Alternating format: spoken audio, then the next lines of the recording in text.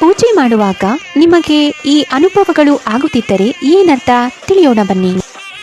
ಪೂಜೆ ಮಾಡುವಾಗ ನಿಮಗೆ ಏನಾದರೂ ಆಕಳಿಕೆ ಬಂದರೆ ನಿಮ್ಮ ಮನಸ್ಸಿನಲ್ಲಿರುವ ವಿಚಾರಗಳು ಶುದ್ಧವಾಗುತ್ತಿದೆ ಎಂದರ್ಥ. ಪೂಜೆ ಮಾಡುವ ವೇಳೆ ನಿಮ್ಮ ಕಣ್ಣಿನಲ್ಲಿ ನೀರು ಬರುತ್ತಿದ್ದರೆ ಆ ದೈವಿ ಶಕ್ತಿ ನಿಮ್ಮ ಹತ್ತಿರವೇ ಇದೆ ಎಂದರ್ಥ. ಪೂಜೆ ಮಾಡುವ ವೇಳೆ ನಿಮಗೆ ರೋಮಾಂಚನವಾಗುತ್ತಿದ್ದರೆ ಆ ದೈವಿ ಶಕ್ತಿಯು ನಿಮ್ಮನ್ನು ಸ್ಪರ್ಶಿಸುತ್ತಿದೆ ಎಂದರ್ಥ. ಪೂಜೆ ಮಾಡುವ ವೇಳೆ ನೀವು ಆರಾಧಿಸುವ ದೈವದ ಮೇಲೆ ನಿಮಗೆ ಅಪನಂಬಿಕೆ ಬರುತ್ತಿದೆ ಎಂದರೆ ಆ ದೇವರು ನಿಮ್ಮನ್ನು ಪರೀಕ್ಷಿಸುತ್ತಿದ್ದಾನೆ ಎಂದರ್ಥ. ಈ ಇಷ್ಟು ವಿಚಾರದಲ್ಲಿ ನಿಮಗೆ ಪೂಜೆ ಮಾಡುವಾಗ ಯಾವ ರೀತಿಯ ಅನುಭವವಾಗಿದೆ ಎಂದು ಕಾಮೆಂಟ್ ಮಾಡಿ ತಿಳಿಸಿ.